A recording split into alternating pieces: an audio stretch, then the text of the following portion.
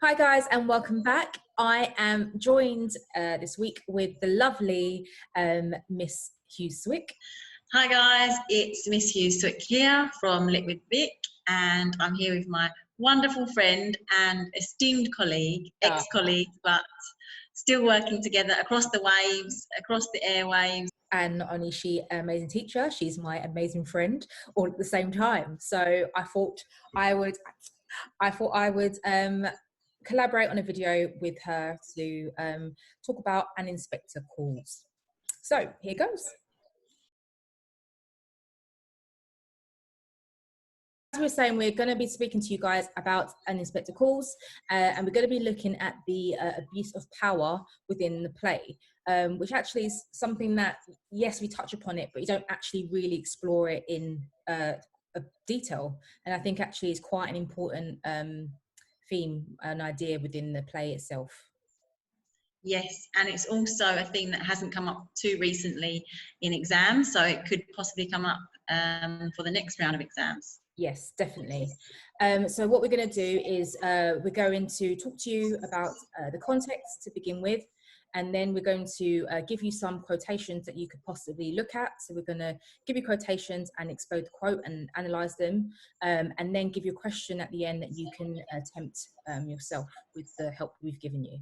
Saying we're going to be looking at the abuse of power within the play and how some of the different characters within the play abuse their power over Eva Smith, and showing us kind of the abuse that the capitalist class system and those from the middle and upper class abuse the working class and those who were more vulnerable in society. The context is very important no matter what mark scheme you're using, no matter what exam you're following, even if you're using the text as and coursework piece, you cannot ignore the context.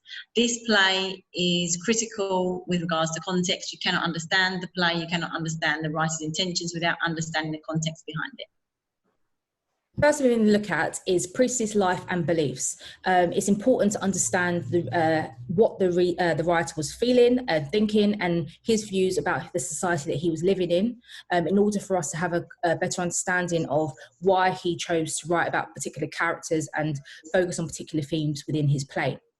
So some of these quotations that you'll see are quotations that come from a book he's written. It's like an autobiography in some way, called Margins. And so here, Priestley talks about a range of different things. He speaks about his family life. He speaks about going to war. And so these are some of the aspects that are actually really important to look at, because as we know, and what Miss will touch on later, is the fact that he set it before the First World War, but it was written after the Second World War. So we need to, focus on why that is particularly important. So one of the first things to look at is his relationship with his father. So Priestley's mother died at quite a young age, and he was brought up by his father and his stepmother. But he said how fond of his father he was. And he said he was unselfish, brave, honourable, and public-spirited. And he's the man socialists have in mind when they write about socialism. And it also said he wanted to teach and to counsel and to guide, but not to gather and use power. So I was talking to Miss about this earlier, how in some way his father could possibly, Inspector Gall could have been influenced by his father, it seems, because the way he describes his father is definitely some of the characteristics that we see within the Inspector as well. Don't you think, Miss? Absolutely, and Inspector comes in like a father figure, teaching them moral ways and a better way to live their life. Yeah, definitely. So also another thing to look at is Priestley came from came from a middle class background. So his father was a teacher, but his grandparents worked in mills. And so he did end up going to Cambridge eventually, but at his time at Cambridge, he said he didn't see himself there, and he never really felt at home there. And so that's another thing to look at as well, because think about the type of people that he would have been surrounded by at a place like Cambridge, and the fact that he didn't really seem like he fit in. I think that's something to think about when it comes to Inspector calls, because we do see this kind of, how can we say it, he favours the working class more in that sense. He doesn't seem to have very good opinions of those from the middle and upper class. No, I think he also experienced that in his time as a soldier as well. So Yeah. he had to deal with officers and upper class soldiers who would be in a position of power and command, and he had to deal with the consequences of those commands. Definitely. And then you see here where it says about his views after serving in World War One. He said that, call this class prejudice if you like. I went into war without any such prejudice, free of any class feeling. No doubt I came out of it with a chip on my shoulder, a big heavy chip, probably some friend's thigh bone. And, you know, that says a lot as well. He made friends during the war, and he would have seen a lot of his friends die in combat because of the decisions made by those who were from the middle upper class and had higher rankings within the military in that sense, and to make decisions on behalf of him and other soldiers and risking their life. And I think, you know, no, I haven't been to war, but I'm sure those kind of experiences would definitely change you and definitely change your perception of life in the world and people in that sense. Absolutely. Yeah. Sorry? Yeah. Absolutely. And so he also said the last thing to look at is his views on wealth and capitalism. So as I said, again, when he was saying about being at war and seeing these different ranks and hierarchy, he said, we spend billions encouraging illusions and stoking up envy, and most of them would be better spent providing a square meal and a whole shirt on some other continent where want is real and needs no advertisement. And that again shows us what type of person that Priestley was. He was very much very, very conscious, very aware of others, and seeing kind of, let's say, the injustice and the poverty of others. And the same by being in both groups, you know, being at war, he would have been with people from working middle class, and then going to somewhere like Cambridge, he has seen all kind of sides of class. And I think here, the fact that he's saying, you know, life is built on this illusion. We see this in Inspector Calls, don't we? The Birling family are based on this illusion of what it means to be, you know, wealthy and well-to-do. But actually, what does that mean in the great scheme of things? So, you know, we do see a lot of his views and his opinions within Inspector Calls. So that's why it's definitely important to be able to understand Priestley and understand the reasons as to why he created this play. Definitely. So Miss is going to talk to you about 1912 and 1945. Yes. So Priestley himself said in a programme that he wrote for a performance of the play in 1974 that the choice of the specific date of 1912 was not random, and it's actually one of the key points in the play, as this was a particular time and just before the First World War and before the Titanic actually sunk, when there was no National Health Service, there were very few regulations for workers. There were many, many strikes regarding unfair conditions and pay for workers, and there were clear class and gender divides. And now, when the play is actually written and first performed in 1945, the society has changed ever so much after 2 world wars, and people have realised that they need some more security for all people, and so they introduced NHS, the National Health Service.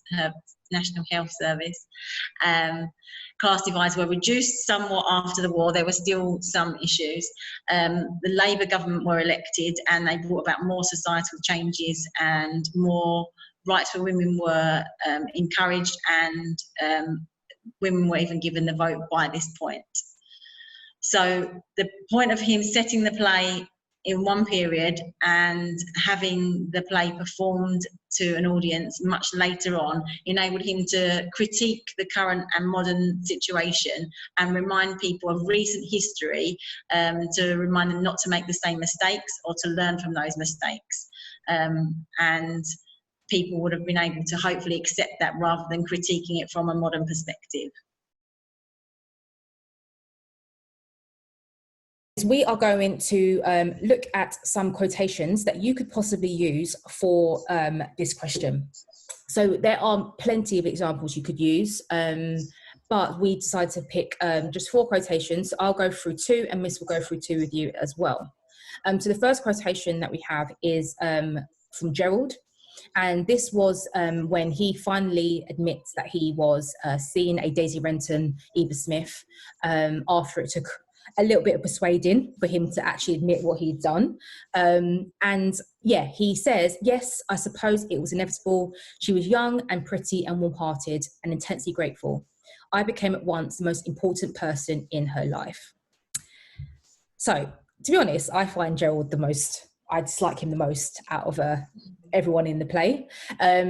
So here he's pretty much saying, his affair with Eva happened, Daisy Renton happened because it was inevitable. It was going to happen. So let's look. So as you've known from previous videos, I do the whole kind of explode the quotes. So you can see from the different colours what is being exploded in that sense, how language is being exploded into smaller pieces. So we have things that are in black could be the word, class or technique used. Then everything in yellow is the denotation, so the meaning of the word. Anything in blue is the kind of connotation, so what you associate with the words. Purple, effect on the reader, so that could be effect on the reader or writer's intentions, and the bits in red is to do with the context. And these are all things you should be trying to look at when you are analysing a quotation or analysing text. So we start with inevitable. So we have the use, it's the use of a verb, and it means the certain to happen are unavoidable.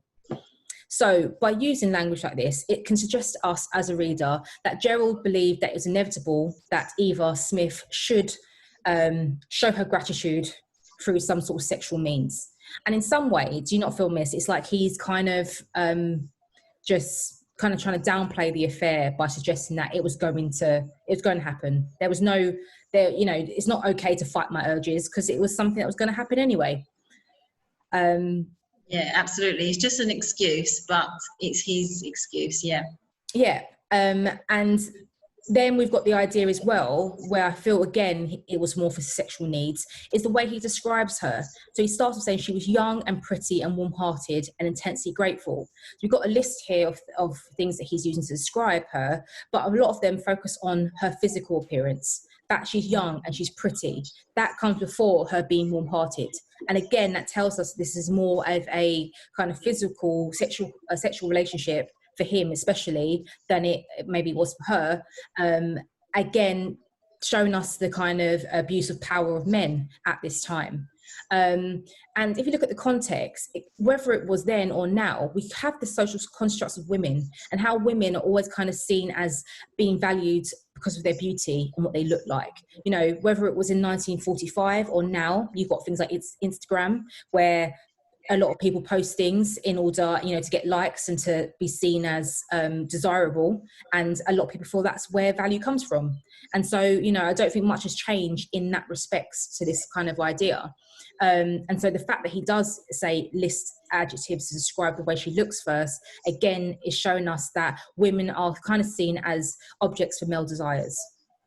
And then we go on to the last bit here with the idea, I became at once the most important person in her life. His ego is huge, to be fair.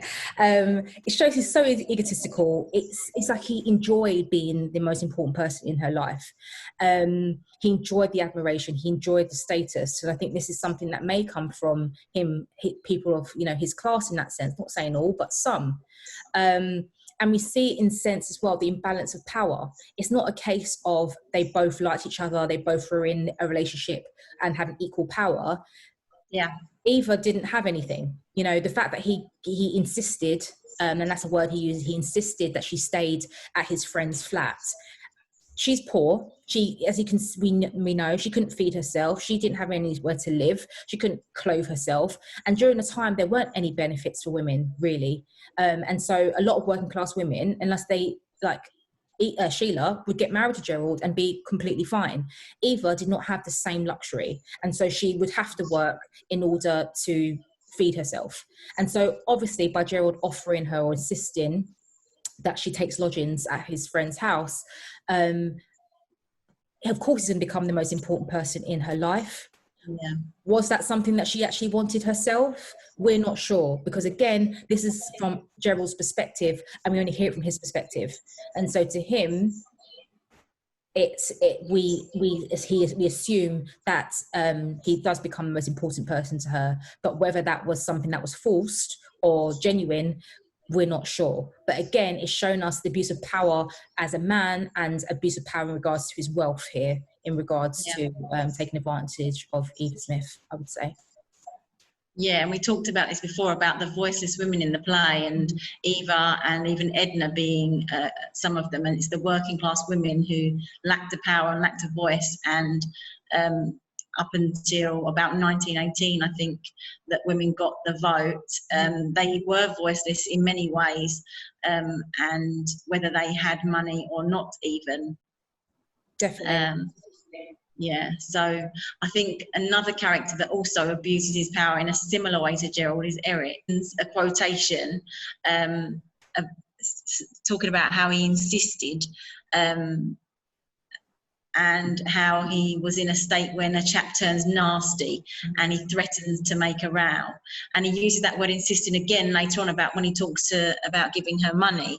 So both characters use that verb to show how they were demanding forcefully of someone who had very little power. And this is a way that Priestley creates the idea that Eva didn't have a choice in this matter, really.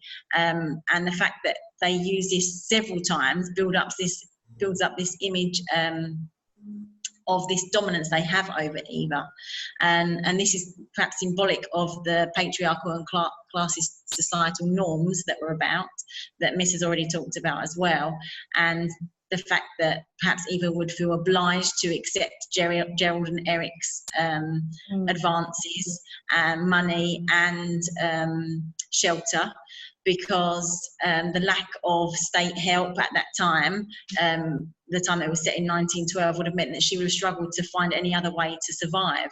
And that led to a lot of women, working class women, going into prostitution, because there was no other way for them to get sustenance, to get money. They didn't have any other resources sometimes.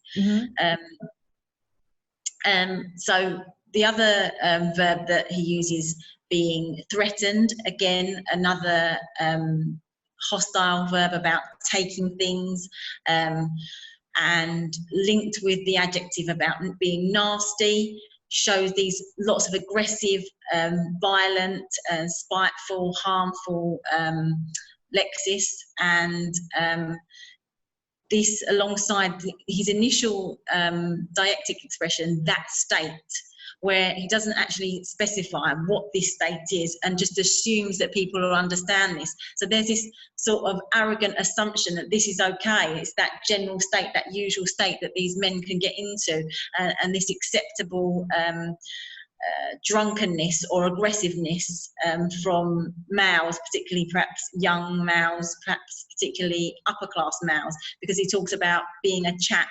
And this informal noun for a man is often linked to upper class men. And even though it's got a friendly tone, it's often linked to upper class men, and perhaps this all comes together to build up this idea of this selfish upper class patriarchal male, with this sense of self-righteousness about violent behaviour towards women. And this links back to sort of ideals and ideas that were inherent in people's minds, even from their religious texts. So from the Bible, the Old Testament, which sort of stated that it was okay for husbands to use violence and condone that violence against the women, because they were deemed to be lesser than men and evil in some way. They were deemed as a source of evil. But not only that, this violence continued behind closed doors and was again another accepted norm, and it was only recently rejected in about 1890, so not much earlier than 1912, when judges decided that it was absolutely unacceptable for husbands to beat their wives. So this is in the recent history for someone like Eric, if he was a real person, and perhaps he would have been used to the idea that men can hit their wives. And even though the law and the judges were behind the idea of rejecting this, it still went on behind closed doors. So this nastiness, this threatening behaviour, this aggressive behaviour was an accepted norm of the time. And I don't know if you would say that that's something that you can see in Mrs. Birling as well, but in a different way. She does seem to have this acceptance of traditions, of, you know, traditions, women's roles and roles within her class. And I do think, so people like, her son is Eric. So in that sense, he's learning this behaviour from his parents, in a sense. So if he's seeing these traditional norms take place in his home, of course he would see it as not a problem that he acts in this particular way, I think. This goes nicely then onto the Mrs. Birling quotation. And so we know when it's her time to be interrogated by the inspector that she refuses to give Eva any money or help from the charity, the Brumley's Women's Charity, because to her, she says that she was giving herself ridiculous airs. She was claiming elaborate fine feelings and scruples that were simply absurd in a girl in her position. So this again says a lot about Mrs. Birling as a person. So from the beginning, Priestley describes her in stage directions as being quite cold. So obviously we kind of maybe, you know, this foreshadowed this idea that this would happen later on. But how cold we thought she would be, I didn't realise how cold she'd be. So start off with the idea of the ridiculous airs. So ridiculous is an adjective which means stupid or unreasonable and deserving to be laughed at. And so in this sense, because Eva had the kind of cheek to say that she was Mrs. Birling, and I think that in itself, her using this name, how dare she, that in itself is ridiculous. That is stupid and should be laughed at, that some working class girl should even try to use the name Mrs. Birling. And so obviously that's offended her.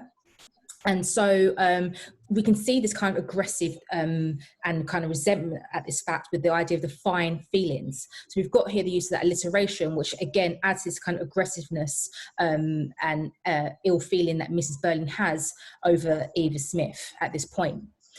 So we also have here as well, so the context, Eva would be classed to Mrs. Birling here really as the undeserving poor. So women like Mrs. Birling had these charities. A lot of the time it's for facade and for, you know, to look respectable and to give them something to do in that sense. But they could really pick and choose who deserved their help. And in this sense, because of Eva saying that her name was Mrs. Birling, for example, she just classed her as being undeserving at this point. And so I think Priestley here is really trying to highlight the kind of prejudice women like Mrs. Birling had over those in the working class. So we've got the idea as well with is simply absurd in a girl in her position. So position can have different connotations here. So it means a place where someone or something is located or has been simply put. So in this sense, Eva has been simply put into the working class. That is her role in this play in that sense. But Mrs. Birling is making sure that she firmly stays within that class and within her role in that sense by refusing to help her. And explicitly, when she means a girl in her position, explicitly she means as her position as being pregnant and unwed in that sense. But implicitly, she's talking about a girl in her position, in her class position, in her working class, lower class position. And so again, you know, this kind of, it shows the snobbery behind Mrs. Birling. And it's hard because women already, as we know, whether it was then or today, have always been seen as inferior to men. We have, you know, a structure that kind of really does keep women in their place in that sense. So to see women like Mrs. Birling, she's basically upholding the patriarchy here. She's upholding these traditions within her, in her class, in her middle upper class backgrounds. She's not allowing any other kind of women to prosper in this sense, or to, you know, not to prosper, just for help. And so again, it's adding to what Miss was saying before about Eric. You know, in some ways you can't even blame Eric for the way he is, because of the way that his mother and the ideas that she has around this idea of class, and to be honest, her class comes before her role as a woman. The fact that she is meant to run this charity to help other women, to help vulnerable women, but doesn't, shows us that class trumps her role as a woman. And so again, this adds to this idea of how cold of a person she actually really is. And so, yeah, I think there's a lot to go in this sense. So she abuses her power in many ways here. I think she abuses her power as a woman. She abuses her power as a woman with power in regards to her class and her role within the charity. Okay, so the next quotation. Just like Mr. Birling, he begins the whole chain of events.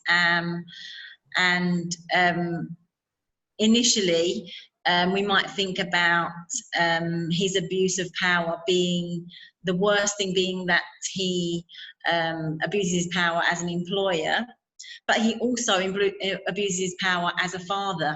So we looked at this quotation when he says, perhaps we may look forward to the time when Crofts and Birlings are no longer competing, but are working together for lower costs and higher prices. It's like some kind of advertisement, some archaic advertisement.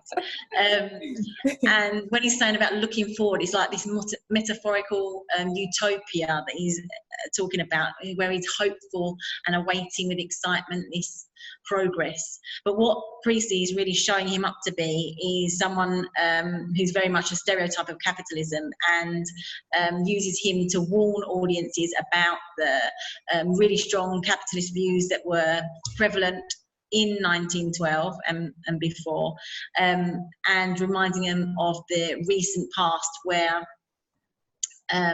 people in power might have misused that power, and with regards to wars and stuff like that, where the working classes fought just as hard, if not harder, than the upper classes in those wars, and suffered losses just as much, if not more, and therefore they deserved better treatment. But what Birling is concerned with is the Crofts and Birlings working together, and this adverb suggesting that he clearly wants a monopoly, that he wants their companies to join up, and that actually his abuse of power with regards to their marriage is one where he wants to use Sheila as a pawn to increase his power, status and wealth, not necessarily concerned with her happiness. And this was a time when there were monopolies happening, and these monopolies didn't have maybe as much regulation as they might do today, and they could join forces, different big companies join together and push out the smaller companies and then dictate prices, so therefore they would then get even more money.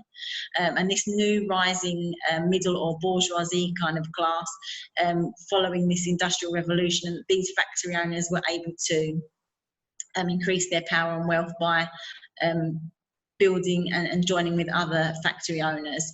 And this was one way for these factory owners to get extra status by marrying off their daughters potentially.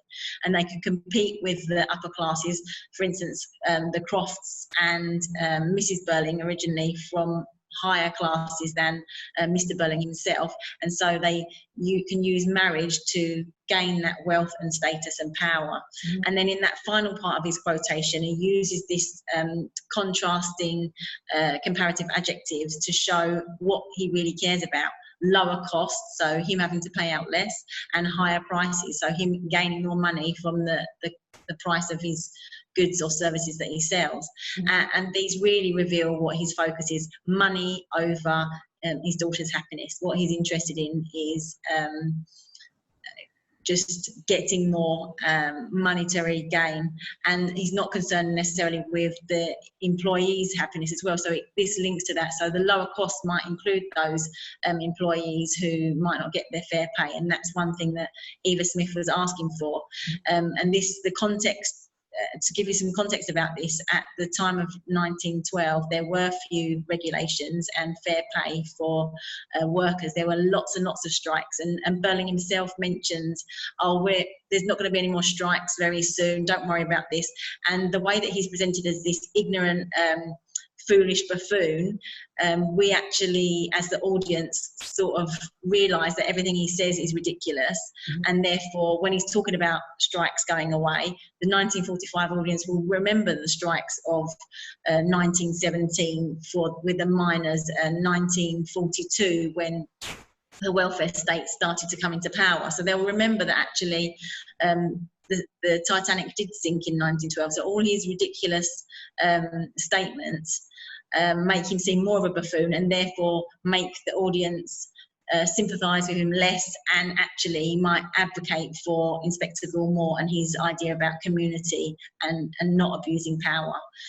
So I think that can lead us on to a next thing that we're going to talk about, and how Inspector Gore can sort of talk about this overarching idea, because he is used throughout the play to sort of talk about all the different things that the characters in the play did, and the way that every single one of them acts immorally and abuses their power immorally. But Inspector Gore manages to highlight all of this, and then even after he leaves, the telephone call that that the characters receive at the end, with the second inspector coming in, it's Priestley's way of reminding people, if you don't learn, like Birling and Mrs. Birling and Gerald didn't really learn or change their ways, as in the First World War, people didn't actually learn so many good lessons from that. There was a Second World War. He's reminding the characters and the audience that if we don't learn from our mistakes, we'll learn in fire and blood and anguish, the famous quotation, and the second inspector will come and you'll keep being inspected. And going back to his note from his programme in 1974, he says that the second inspector is a key part of the play and it's not random. Okay. And it's interesting because I posed this question to teachers on Twitter, and someone mentioned about the telephone call at the end, and just the telephone generally, and how in some way that's also an abuse of power, especially with Gerald, how he uses the phone in order to find out if the inspector's not real. And so again, it's this idea of, you know, abusing the power that they have. People from the working class would never have access to things like this. And so in that sense, by, you know, the telephone is quite a significant part of the play in showing us not only, as say, the privilege they have and the abuse of that privilege in order to try and get themselves out of trouble, but then also how it comes back round to them at the end, because the telephone is the thing that lets us know the second inspector's coming and this is going to start again. And so, you know, it's, well, the inspector calls, that call in itself is a kind of call for change in that sense, and it won't change if they continue. So it is, you know, these little things that you know are quite subtle but have a really big meaning in the sense to the play, I think. And that also adds to Priestley was a believer in ideas of theory of time, and he believed in the theory by Uspensky and Dunn, who believed that, again, if you do come back each time in life, and you can start over and wrong the mistakes of the life before in that sense. And so, you know, it's this idea of always being able to develop and to not reinvent, improve yourself each time. And so in this sense, we don't see this within the Birling family. And so again, with the telephone call and second inspector, history will keep repeating itself again until some sort of change may come. So with all that said, we are going to give you a question that you can attempt to help you with some revision and using the quotations that we have gone through with you. So the exam question we've given is, how does Priestley present the abuse of power in An Inspector Calls? And so we're going to roughly go through, this is based on AQA and based on the assessment objectives from AQA. But I know Miss does IGCSE, so we're going to look at just briefly how they are, the similarities and differences between those two exams. So with AQA, you are marked on AO1, AO2 and AO3. For AO1, you need to read, understand and respond to the text. Part of AO1 you see is the textual references, including quotations to support your interpretations. So then you would obviously be looking at AO2. This is your analysis of the text. So you can take the notes that me and Miss gave you from the quotations, because all of that there is analysis of the text. You're zooming in onto particular words and phrases to analyze them in more detail, and also talk about the use of structure and how effective that is, okay? In order to get top marks, you should be trying to talk about not only language, but form and structure as well. The form of it being a play, and as I said, the structure of it as a play itself as well. The fact you have different acts, the idea of this circular narrative, the idea of the telephone, all these other aspects you can also speak about within your essay. And the last one would be AO3, which is looking at context. And so showing the relationship between the connection between the text and the context. So this is where you can refer to what me and Miss was speaking about at the beginning, where we're looking at Priestley's ideas and looking at the differences between 1912 and 1945. And also you can look at today as an audience. How would we receive a play like this today compared to those in 1945? And as you can see from the bullet points, they're just some aspects that you could possibly talk about in regards to context.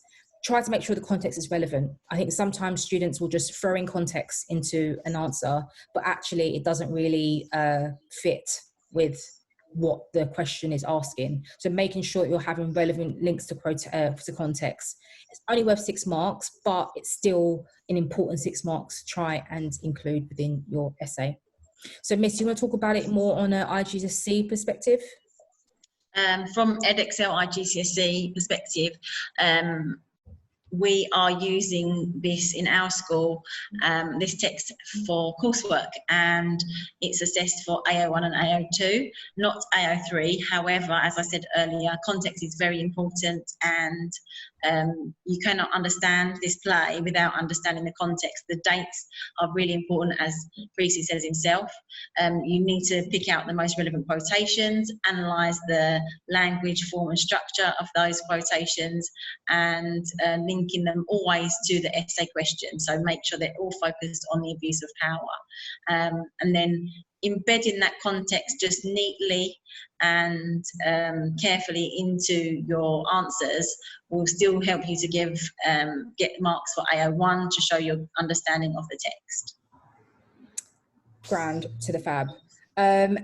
Also, maybe trying to avoid as much PEE and try to look at kind of what, how and why.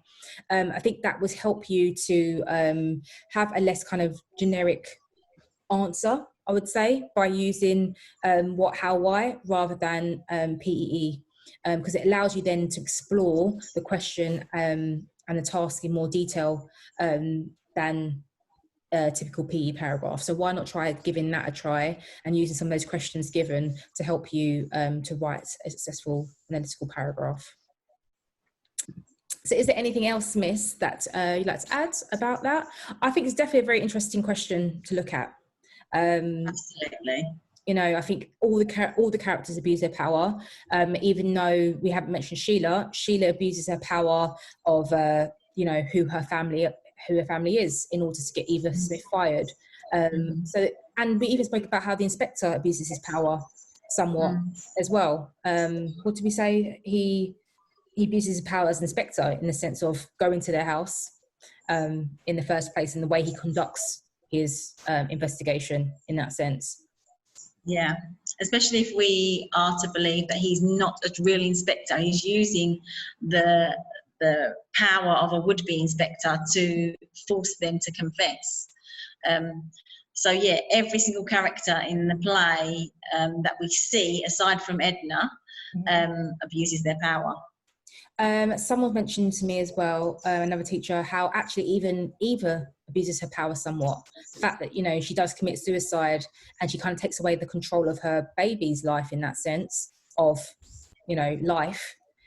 Even though she has no control throughout, in the bit of control she does have, she does, you know, end up taking her life and the life of her unborn child. And I think that's quite a controversial way to go about it, but it is, and I suppose an idea to even look at in a sense, and how all the characters, no matter how important or how much money you have or whatever, can abuse power to some extent, maybe. Yeah. Hey, oh, that was fun. I enjoyed that with you, Miss. Lovely little face. So I hope you guys found that helpful. If you'd like to share some of your answers, do so in the comment section and we'll try to give you some feedback. Yeah, I posed this question on Twitter with teachers and actually it was a great conversation to have and look at other people's perspective on it. So yeah, that'd be great if you want to share some of your ideas as well, or what other ways you think that characters in the play abuse their power. It's been nice to work with you again and to think about alternative interpretations of things as well. Definitely get the brains going again after being in lockdown for a while. Yeah. Okay, so don't forget to like, share, and subscribe to the channel. If you're watching this on IGTV, don't forget to follow Lit with Vic At Lit with Vic and Educated Minds. And yeah, until next time, we'll see you very soon. Bye. Peace out.